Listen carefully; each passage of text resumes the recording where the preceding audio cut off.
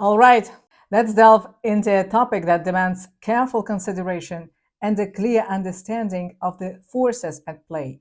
The shifting terrain of global power and the calculated roles that two particular nations, Cuba and Bolivia, are attempting to carve out for themselves within the BRICS framework. This isn't merely a matter of political expediency or superficial alliances. It's about the fundamental tectonic shifts reshaping our economic, political, and indeed our very existential realities. We need to understand what these nations seek and what the consequences might be for the rest of the world. At the last summit in Kazan, two Latin American countries, Cuba and Bolivia, were invited to become BRICS partner countries. A third country, Venezuela, was also on the list, but its candidacy was rejected by Brazil, which caused surprise among the participants, especially given the presence of Nicolas Maduro and the absence of Lula da Silva. The reasons of this decision are not yet clear, but it is a fact that Cuba and Bolivia, having received the invitation, confirmed it and assumed the status of BRICS partner countries. In today's video, we will talk about them. Let's turn our attention to Cuba, a nation with a long and, shall we say, complex history, a history marked by resistance and struggle against external forces. Cuba is now navigating a particularly challenging economic period. Cuba holds a position of significant geopolitical importance due to its location in the Caribbean. It's a strategic point, a literal key to the Gulf of Mexico, and its relationship with the United States has been fraught with tension, conflict, and ideological opposition for decades. This complex relationship, shaped by the Cold War and its aftermath, profoundly influenced Cuba's foreign policy and its interactions with the rest of the world. Cuba's leadership is trying to leverage its long history of advocacy for a new multilateral world order and its alignment with Russia in order to gain access to resources from the BRICS. Cuba has several avenues for potential economic growth, despite its current undeniable struggles. There is potential for growth in sectors like tourism, biotechnology, and remittances.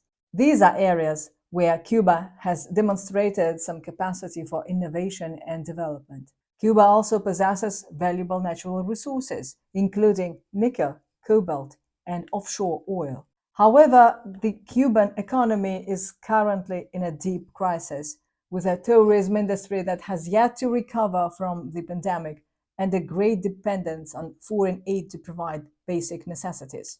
The island nation also faces increased financial pressures due to US sanctions and a reluctance to open up its economy to foreign investment.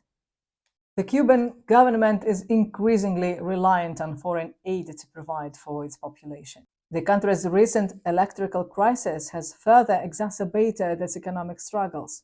The Cuban government has explicitly stated that the US economic warfare has disrupted the supply of fuel, parts and pieces for technical maintenance and investment. Cuba is actively seeking to reduce its reliance on the US dollar and create a new financial architecture. Now let's consider Bolivia, a landlocked country of 12 million people in the heart of South America that is also navigating a period of significant transition and turbulence. Bolivia plays an important role in the South American economy due to its natural resources. Its vast reserves of lithium are estimated to be over 21 million tons.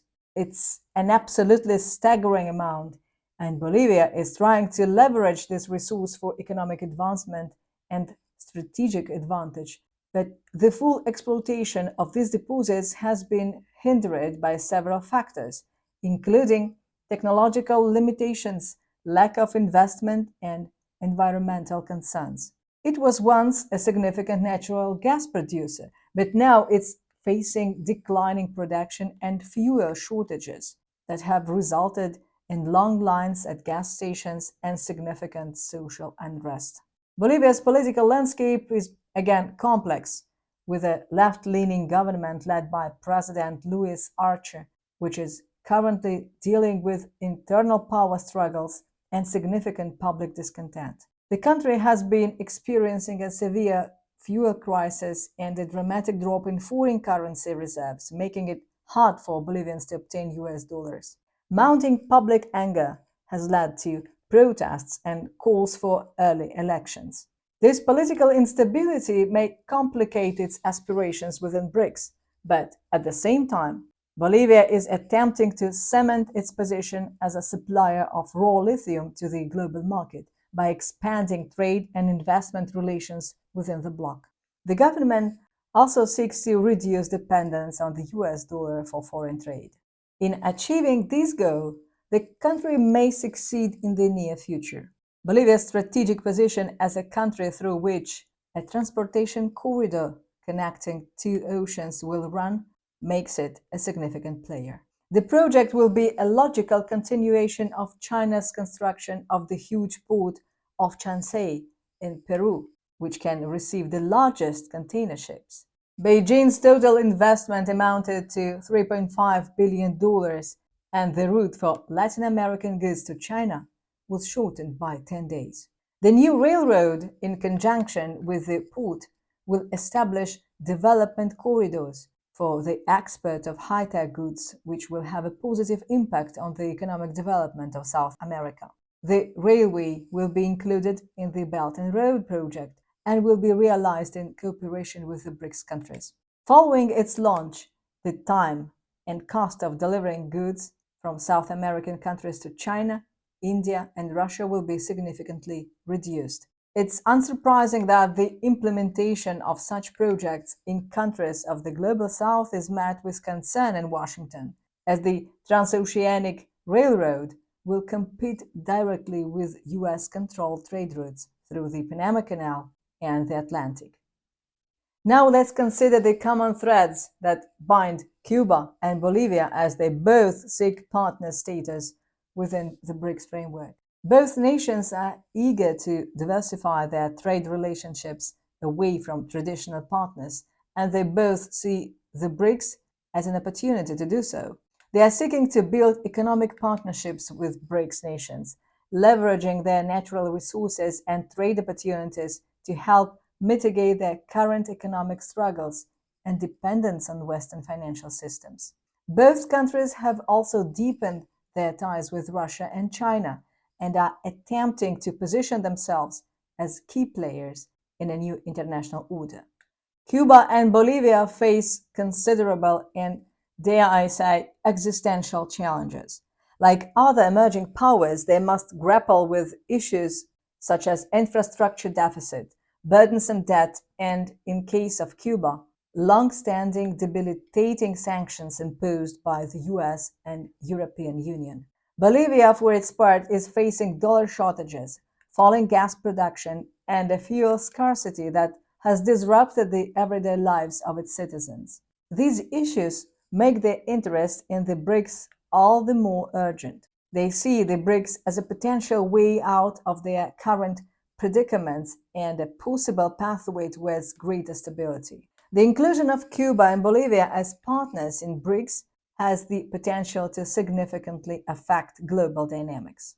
There may very well be a diversification of geopolitical influence, with BRICS acting as a counterweight to Western dominance and, in particular, US hegemony. Economically, this could mean shifts in commodity and energy markets and a more robust South-South cooperation that is less reliant on the traditional financial structures that are centered around the US dollar. BRICS aims to reshape the global financial order and decrease reliance on the US dollar. They also intend to challenge the dominance of Western financial systems through the New Development Bank and the Contingent Reserve Arrangement. There is also a stated desire to reform international institutions like the United Nations and the IMF. This is, to put it mildly, a very ambitious agenda. Now, what about the future?